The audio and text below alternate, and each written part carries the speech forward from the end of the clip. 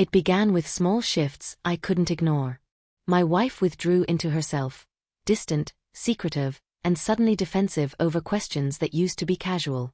At first I blamed work stress or family pressures, but a quiet voice inside me insisted something else was going on. I decided to stay composed and watch. Rather than confront her right away, I let days pass while I observed. Gradually her behavior grew more obvious. She started coming home late. Her phone was perpetually locked, and she would smile at messages she quickly hid from me.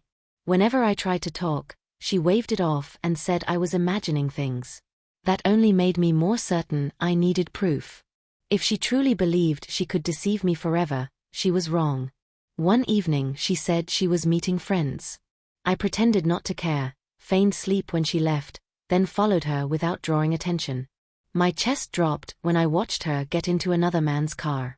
They laughed as if this had been going on for months. Something inside me cracked that night, but I knew this moment didn't end the story. The next morning I acted like nothing had happened. I made breakfast, smiled, and kissed her cheek as if the previous evening had never occurred. She didn't know I had seen everything. Quietly, I began to gather evidence, screenshots of messages, photos from her late-night meetings, and even a recording of whispers meant for someone else. Each new piece felt like a wound, but it also steeled my resolve. I realized that confronting her directly would only result in denials and tears. Instead, I planned a way to force the truth into the open, in a manner she would never forget. I organized a small dinner at our home, inviting close relatives and a few trusted friends. She assumed it was a casual family meal. The night opened with the usual chatter and laughter. She played the part of the gracious wife perfectly, serving and smiling for everyone. I watched her, waiting for the right moment. When the time came, I cleared my throat and said I had something to announce. The room fell silent as I connected my phone to the television. Her smile vanished when the first image filled the screen.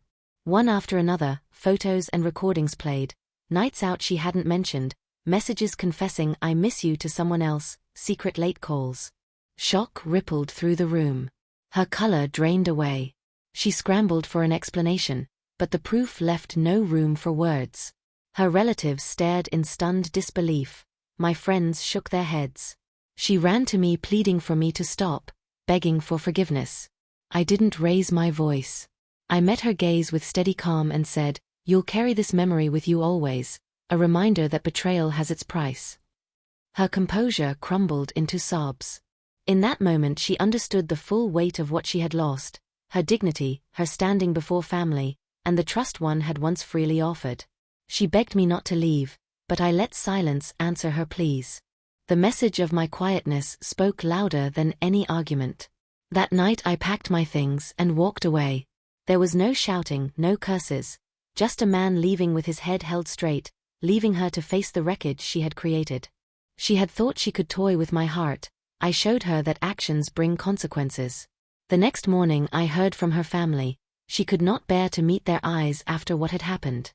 She called and texted repeatedly, flooding my phone with messages, but I did not respond. My refusal to engage felt like the sharpest reprimand. Now she lives with that evening in her mind, a memory that will follow her. Every time she checks her phone or contemplates deception, that collapse in front of everyone will come back to her. As for me, I kept moving forward, piece by piece rebuilding a firmer heart. The pain was real, but I refused to let it define me. She taught me how betrayal feels. I taught her a lesson she won't easily forget. In the end, I made sure she learned that lies eventually surface, and that no betrayal goes unaccounted for.